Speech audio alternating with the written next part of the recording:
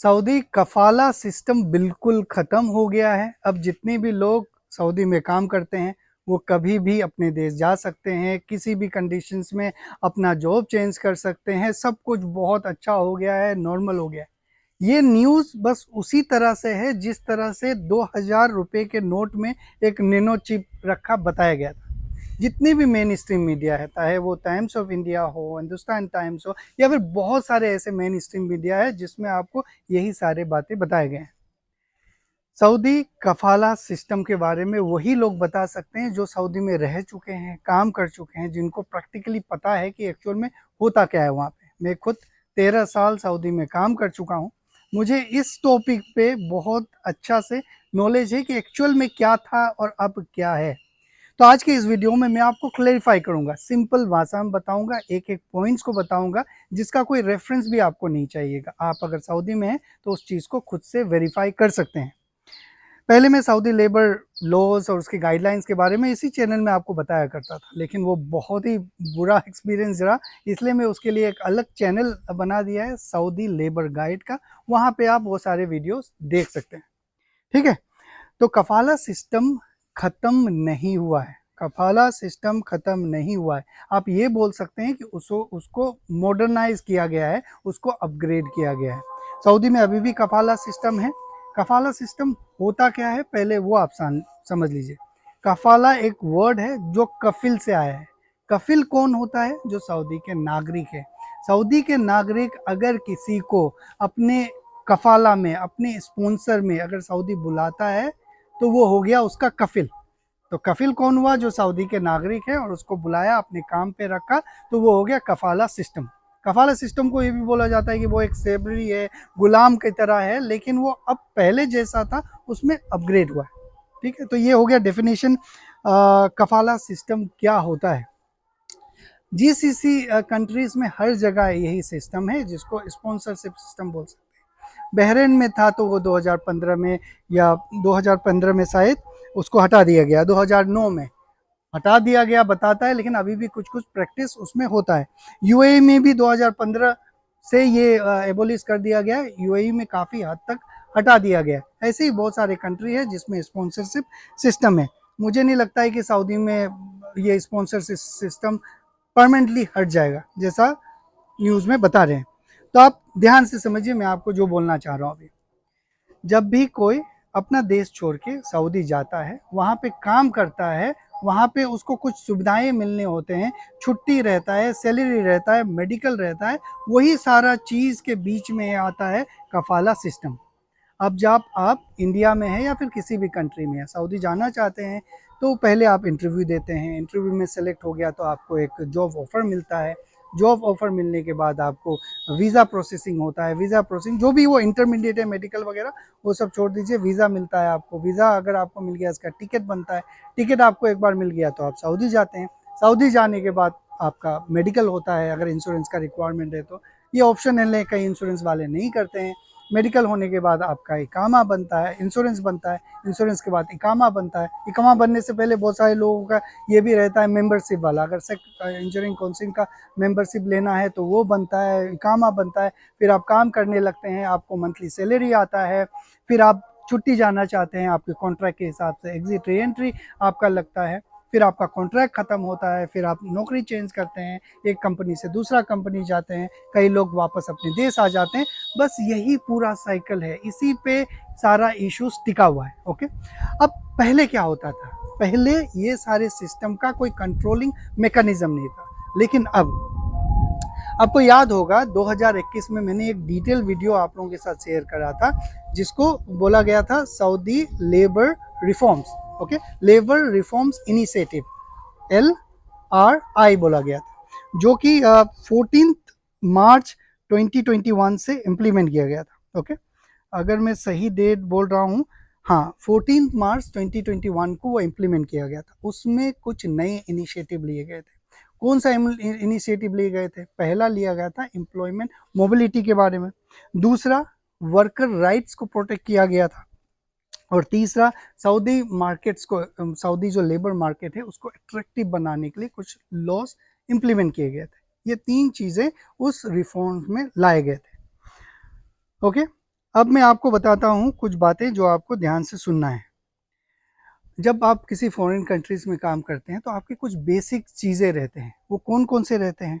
एक हो गया एम्प्लॉयमेंट कॉन्ट्रैक्ट हो गया, दूसरा हो गया कि आपको कंप्लीट सैलरी और टाइमली सैलरी मिलना चाहिए, आपको हेल्थ इंश्योरेंस मिलना चाहिए, आपको जो टाइमली लीव मिलना चाहिए जैसा आपने अपना एम्प्लॉयमेंट कॉन्ट्रैक्ट में लिखा हुआ है। अगर आप कॉन्ट्रैक्ट छोड़ना चाहते हैं, कंपनी छोड़ना चाहते हैं, तो कॉन्ट्रैक्ट टर्मिनेशन का क्लॉजेस होने चाहिए कॉन्ट्रैक्ट में।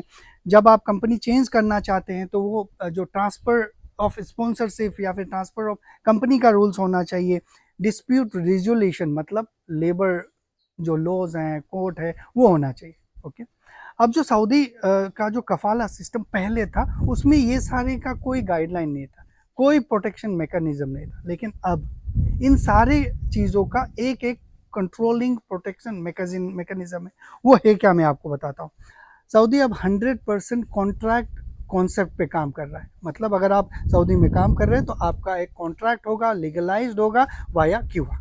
ओके, वो आपका लीगलाइज कॉन्ट्रैक्ट हो गया, जो दोनों पार्टी, फर्स्ट पार्टी आपका कंपनी भी और जो सेकेंड पार्टी में अगर वर्कर हो तो दोनों साइन करेगा।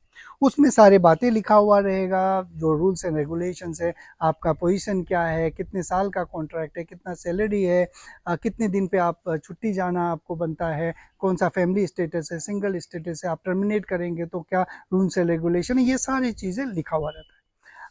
उस कॉन्ट्रैक्ट का जो भी अगर वायलेशन करेगा, तोड़ेगा, तो वो सऊदी लेबर लॉ है जिसके तहत उसको कार्रवाई होगा। तो वो एक कंट्रोलिंग मैकेनिज्म हो गया।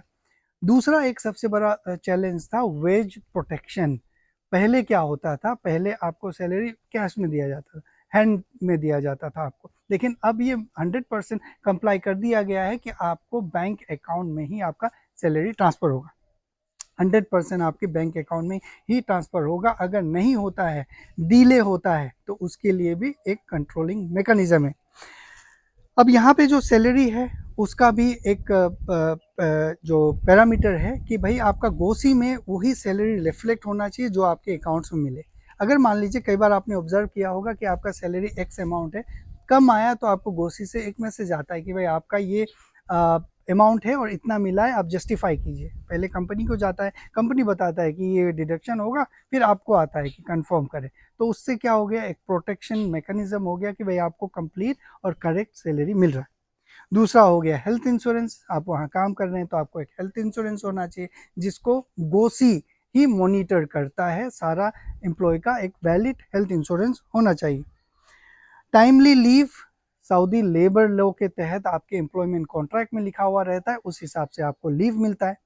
अगर से आपको लीव नहीं मिलता है तो आपके पास फुल राइट है, आप अफसर में जाके अपना लीव अप्लाई कर सकते हैं, चाहे वो एग्जिट री एंट्री हो, चाहे वो फाइनल एग्जिट हो। दूसरा change in company, change of company. अगर आप कंपनी चेंज करना चाहते हैं तो उसके लिए आप सब लोगों को पता है क्यूआ एक पोर्टल है जिसके तहत आपका कॉन्ट्रैक्ट वहाँ पे रहता है, और आप अगर कंपनी चेंज करना चाहते हैं तो एम्प्लॉयर से आप नए जो आपके कंपनी है उससे रिक्वेस्ट मंगवाते हैं, बाकी का फॉर्मेलिटीज़ कंप्लीट होता है। उसमें ये सारे प्रोसेस हैं, कुछ कंडीशंस है कि किस कंडीशन में डायरेक्टली ट्रांसफ़र हो जाएगा without any confirmation from current company, जो करंट कंपनी है। कुछ कंडीशंस ऐसे हैं जिसमें वो करंट कंपनी का अप्रूवल नहीं चाहिए, सीधा-सीधा ट्रांसफ़र हो जाता है। तो वो कंडीशन अगर कंप्लाई करेंगे तो उस हिसाब से आपका ट्रांसफ़र होगा क्यूआ से। यही जो न्यूज़ वाले हैं उनको ये डेप्थ नॉलेज नहीं पता है कि भाई क्यूआ एक पोर्टल है जिसमें आपका कॉन्ट्रैक्ट आएगा पहले कंपनी से, फिर आप एक्सेप्ट करेंगे, फिर जाएगा आपका पुरानी कंपनी में, वो कंडीशन अगर कंप्लाई होता है तब जाएगा, अगर नहीं होता है, मान लीजिए आपका इकामा एक्सपायर है और रिक्वेस्ट मंगवा रहे हैं तो तुरंत आपका ट्रांसफ़र हो जाएगा। ये सारी चीज़ें, अगर इसको ये बोलना कि कंपनी में कभी भी, सऊदी में कोई भी कभी भी चेंज कर सकता है, ये रूल हट गया, वो गलत है।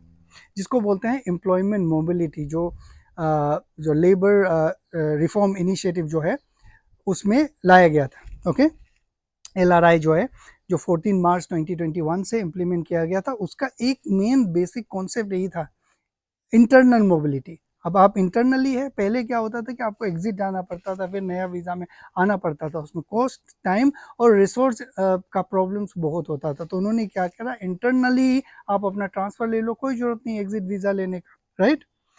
तो ये चीज़ें हैं। अगर मान लीजिए आपका डिस्प्यूट है तो सऊदी लेबर लॉ का फ्रेंडली डिस्प्यूट सेटलमेंट कोर्ट्स हैं जहाँ पे आप अपना डिस्प्यूट रजिस्टर कर सकते हैं। तो ये सारे नए नए रूल्स इम्प्लीमेंट किए गए हैं। कफाला सिस्टम में, स्पॉन्सरशिप सिस्टम में। इसको हटा नहीं दिया गया है, इसको मॉडर्नाइज किया गया है, इसको कंट्रोल किया गया है। ओके, अब जो बेसिक चीज़ें हैं जो लोग हाईलाइट कर रहे हैं कि भाई अभी भी सऊदी में यही है कि भाई कोई गया ऊँट चराने के लिए, उसको भेज दिया, वहाँ पे वो काम कर रहा है। कोई काम करने गया हाउस वर्कर मेड्स के फॉर्म पे, वहाँ पे उसको एक्सप्लॉइट किया जा रहा है। देखिए, दो तरह के रूल्स हैं वहाँ पे, दो तरह के रूल्स हैं और दो तरह के जॉब कैटेगरीज हैं ब्रॉडली। पहला है आपका डोमेस्टिक वर्कर का, वो टोटली डिफरेंट रूल है, उसके लिए डिफरेंट सेट्स ऑफ इंस्ट्रक्शंस हैं। जो मैंने अब तक आपको बताया है वो है प्राइवेट कंपनी में जो काम करने वाले। जो डोमेस्टिक वर्कर्स हैं उनके लिए भी रूल्स इंप्लीमेंट किए गए हैं, लेकिन ये सारे में से बहुत सारे रूल एप्लीकेबल नहीं होता है। ओके, तो ये डोमेस्टिक वर्कर्स के लिए अलग रूल है। अब जो लोग यहाँ पे आते हैं और उनको वहाँ पे सऊदी में आते हैं मैं जब सऊदी में होता हूँ तो मुझे ये लगता है कि सऊदी में ही हूँ। तो जो लोग सऊदी जाते हैं और वहाँ पे उनको प्रॉब्लम होता है, मुझे 100% श्योर है कि उनमें भी कुछ ना कुछ प्रॉब्लम होता है। सारा प्रॉब्लम्स रूल्स एंड रेगुलेशंस में, प्रोसेस में नहीं होता है, हम एज एन एप्लीकेंट में भी होता है। कई बार हमें हमारे एजेंसीज ये बोलते हैं कि भाई आप ये रूल को इस तरह से बाईपास कर सकते हैं। हमें तो जाना होता है, हम बोलते हैं ले लो भाई, हम तो बेरोजगार हैं, जाएंगे कुछ कमाएंगे, बाईपास कर देते हैं। जब वो बाईपास करके आप जाएंगे वहाँ पे, सबसे बड़ा बाईपास होता है कि इस चीज़ का पता है आपको, जो इमिग्रेशन है, जो इमिग्रेशन रिक्वायर्ड वाले पासपोर्ट हैं, उनका जाने से पहले, जो 10वीं से कम पढ़े लोग होते हैं अगर जॉब पे जाना चाहते हैं तो उनका इमिग्रेशन क्लियरेंस होता है पहले जाने से पहले, सब कुछ चेक होता है, इसके बाद वो जाते हैं। लेकिन कई बार कुछ बहुत बुद्धिमान लोग हैं जो उसे बाईपास करते हैं कुछ बहुत सारे इश्यूज से। अब जब एक बार बाईपास हो गया तो फिर जाके वहाँ पे प्रॉब्लम होना ही है। सबको प्रॉब्लम नहीं होता है, कुछ लोगों को प्रॉब्लम होता है क्योंकि वो लोग रूल्स एंड रेगुलेशंस को बाईपास करते हैं। ओके, फेक जॉब्स जो होते हैं उससे भी अवेयर रहना है। फेक जॉब्स को कैसे आइडेंटिफाई करें? कई बार आप आलू भी लेने जाते हैं बाजार में तो चारों तरफ चेक करके आप आलू लेते हैं, है ना, कि सारा है। आप अगर करियर अपॉर्चुनिटी चूज कर रहे हैं, जाहिर सी बात है कुछ ना कुछ रिसर्च करेंगे, चेक करेंगे, प्रोसेस फॉलो करेंगे। तो जब भी आप फेक जॉब आपको आता है तो आप कैसे आइडेंटिफाई करेंगे उसको? मैं थोड़ा टॉपिक से हट रहा हूँ लेकिन आपको ये जानना जरूरी है। जब भी कोई चीज़ आपको लगेगा कि भाई मैं उस काबिल तो हूँ नहीं, लेकिन मुझे उतना मिल रहा है या फिर कोई दे रहा है, इतना इजीली दे रहा है, उसको स्ट्रेट अवे आप रिजेक्ट कर लीजिए। कई बार कुछ जॉब अपॉर्चुनिटीज ऐसे होते हैं, मान लीजिए मैं इलेक्ट्रिकल इंजीनियर हूँ लेकिन मुझे मिल रहा है एक अकाउंटेंसी का जॉब, वो बिल्कुल मत लीजिए। क्योंकि आप अगर सऊदी में जाएंगे तो वो सऊदी आईएसएम के कैटेगरी में आएंगे, आपका वो सर्टिफिकेशन नहीं रहेगा, बाद में जाके आपको प्रॉब्लम होगा। तो जो चीज़ में आपका एक्सपीरियंस है, जो चीज़ लगता है आपको कि रियल है, मतलब ओवर एग्जीगेटेड आपको प्रपोजल नहीं दिया जा रहा है, उस चीज़ को आप एक्सेप्ट कीजिएगा। ये एक है आइडिया जो मैं खुद फॉलो करता हूँ कोई भी फेक और जेन्यून चीज़ों में आपको कैटेगराइज करने में। कई बार ऐसे भी होता है, मान लीजिए मैं वीज़ा सर्विसेज देता हूँ आपको, बहुत सारे ऐसे लोग हैं आपको बहुत कम रेट में देंगे, अनरियलिस्टिक रेट में, एडवांस लेंगे और गायब हो जाएंगे। तो वही सारी चीज़ें आपको ध्यान रखना है। डोंट बाईपास प्रोसेस, ये मैंने बोल्ड लेटर में लिखा है अपने नोट में। अगर आप प्रोसेस को बाईपास करेंगे तो आपको बहुत सारे प्रॉब्लम होंगे। तो इन शॉर्ट में आपको समरी आपको बता देता हूँ, कफाला सिस्टम खत्म नहीं हुआ है, कफाला सिस्टम अभी भी लागू है, स्पॉन्सर सिस्टम अभी भी लागू है और इसमें मॉडर्नाइजेशन किया गया है, कंट्रोलिंग पैरामीटर्स लागू किए गए हैं जो मेन स्ट्रीम मीडिया को नहीं पता है। बहुत सारे सऊदी लेबर लॉज के कैटेगरीज हैं जो उनको नहीं पता है कि ये सारी चीज़ें इम्प्लीमेंट किए गए हैं। उनको ये नहीं पता है कि भाई सऊदी से आपको, अगर आप काम करते हैं, आपके पास इकामा है, तो आपको इंडिया आने के लिए, छुट्टी आने के लिए आपको एग्जिट री एंट्री वीज़ा लेना पड़ेगा। उनको ये नहीं पता है कि अगर आप नौकरी छोड़ के अगर अपना देश जाना चाहते हैं, आपको एग्जिट वीज़ा लेना पड़ेगा। उनको ये नहीं पता है कि अगर कंपनी या आपके जो स्पॉन्सर है वो आपको अगर वीज़ा नहीं दे रहा है तो आप खुद से अप्लाई कर सकते हैं अफसर से। 10 दिन का टाइम रहता है, अगर दोनों पार्टी में से किसी का ऑब्जेक्शन नहीं रहा, आपको एग्जिट एंट्री वीज़ा मिल जाएगा। तो उसी चीज़ को ये बोलते हैं कि अपना मर्जी से जा सकते। नहीं, वो मर्जी नहीं है, वो आपको अप्लाई करना पड़ता है। वो जाएगा आपके स्पॉन्सर के पास, अगर वो ऑब्जेक्शन करेगा तो थर्ड पार्टी जो गवर्नमेंट एजेंसीज हैं जो इसको ओवरलुक करते हैं, वो वेरीफाई करेंगे उस कंसर्न को और आपके कॉन्ट्रैक्ट में जैसा लिखा हुआ है उस हिसाब से आपको जाने दिया जाएगा। लेकिन ऐसा डिटेल में नहीं बताता। ओके, तो मैं उम्मीद करता हूँ कि आपको समझ में आया होगा। मैं एक शॉर्ट वीडियो, मतलब लॉन्ग वीडियो ही है, लेकिन एक अनप्रिपेयर्ड वे में आपको बताया है। आने वाले दिनों में अच्छे से एडिट करके point by point, bullet by bullet आपको बताऊंगा, ताकि ये चीज़ क्लियर हो जाएगा। आपके अगर कुछ इससे रिलेटेड सवाल है तो आप कमेंट में लिखिएगा, डिटेल में लिखिए, मैं एक के ऊपर एक शॉर्ट्स वीडियो बनाऊंगा। Thank you very much.